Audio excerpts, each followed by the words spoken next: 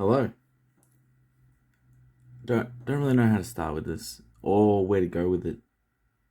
But this video should be titled something along the lines of how to be a professional seller, or how to be semi-professional or semi-casual, how to do it as a side job, how to generate any sort of extra income from the side. I'm not really too sure how to do it, but I'm not good with titles. I just want to help a few people, because I've had a few messages on Instagram, people asking, what would you do if you had to start from the start, or like how would you start right now if you wanted to get into it? So I'm going to make a little mini series, I guess, or try to add some videos, try to add some context, see if I can just help that one person out there who's just like a little bit confused with the system and how it works. What I'm not going to tell you is just like how to find cards to buy or where to get them to flip them, because that is impossible. So that's not going to happen. But I'll give some underlining factors of things that you need if you want to make this a reality. If you want to get any extra income out of selling cards, or you want to grow your collection at a lower cost, that was my first driving factor. I'm just going to try and throw out some ideas. Hey, if you don't like some of these ideas, let me know. Tell me if you think I got it wrong. Obviously, it's just an opinion. It's just a fact. It's not financial advice. It's not anything. But let's start with a few things. If you want to be a seller, if you want to find cards, so right here we have cards. If you want to find stuff and you want to sell it, the first thing you need to do out of anything in this whole world is you need to have respect. Like, respect is just number one. It's like there is nothing else that comes before it. You need to have respect. When you sell something to someone, let's say you listed this for sale and someone buys this off you, it is no longer yours. Okay? So you need to make sure this gets to the person safe and sound, and they're happy with it. It's not creased in half and you hit it from the photos, or you didn't miss something. You actually put the effort into putting good photos, all the other stuff above. We'll get into that later on. Maybe in another video I'll teach you how to make a good eBay listing. But my dog's in the background. He's just like coughing his heart out. You need to have respect. People need to be able to depend on you, because they give you their hard-earned money when they buy stuff from you.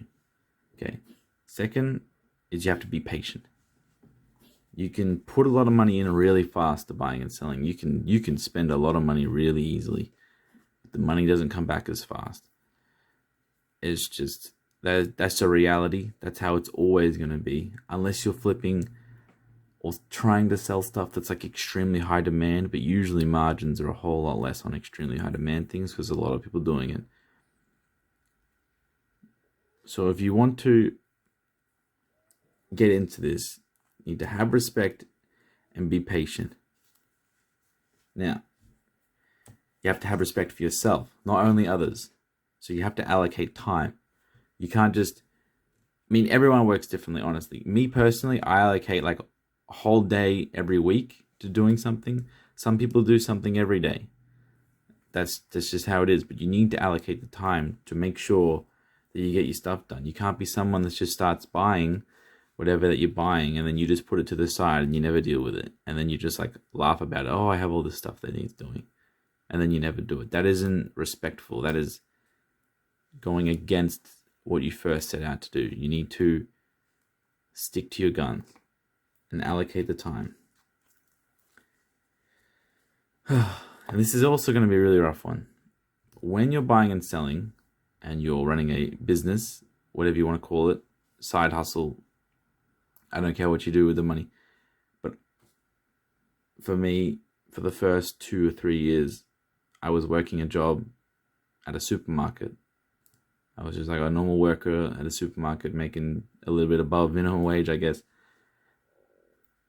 And all the money I put into buying and selling went straight back in. Every time I made a sale, I bought more stuff. Every time I make a sale, I bought more stuff. It wasn't until like 3 or a little bit years later I started to be like, oh, I made a pretty decent sale. I can take some of that money out and buy something nice for myself.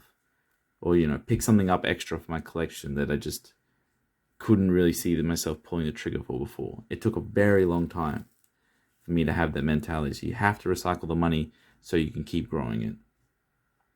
And on top of that, because you're recycling the money, when you start buying and selling, there really is no reward for a very long time. So you're going to put a lot of effort in.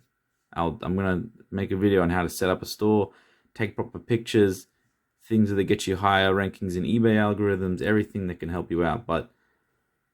And any other questions you have, put on this video and I'll try and answer them in the next one. But there really is no reward. You buy a bunch of these, whatever these are worth.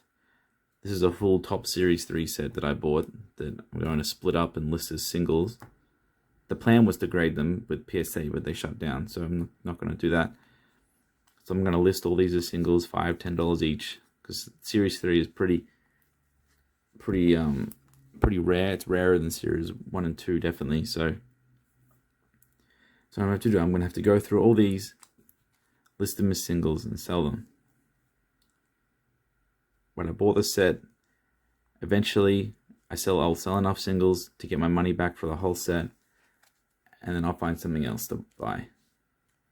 I don't just, as soon as I make the money, I don't just take it out and go buy some extra things for my house or for my car or something like that. I make the money, I recycle it. There's no reward. I just keep buying. That's just it. You have to do it that way if you want to grow exponentially, because the world of buying and selling moves extremely fast. And if you're not recycling your money and you're not acting like there's no reward, there's other people that will, and they'll just grow faster than you. So you want to make sure you grow just as fast as you possibly can with your resources. Someone with $1,000 can grow at the same rate of someone with $100,000. It's just how it is. It just depends how much money you want to put in and how much time, well, not really much how much money you want to put in, but how much money you have to put in. I started with barely $500, barely, not even close. And back when I started, I was selling things for $1 on eBay, $1 plus shipping. That was my main thing. Eventually, I moved it up to $1.50. I was making like 70 cents a card. I was shipping out like 100 cards a week, making $50 to $100. And these days, that is just like unreal. If you tell that to someone, they'll scoff at you and be like, "That's crazy. That's how much we make on one card when we pull out of a pack." It's like, well, that's not how it used to be, and that made me more diligent to be how I am now. So, look, there's a few things. You gotta have respect, be patient, allocate time, recycle the money, and there is no immediate reward. The reward comes later on down the line when you've put the hard work in. I'm gonna try and do more videos on this. Any questions, put them down. I want to help as many people as I can. Please remember, it's not financial advice. I'm not the be-all, end-all. Okay, I'm not the only person you should ever listen to. There's so many people giving insane advice out there.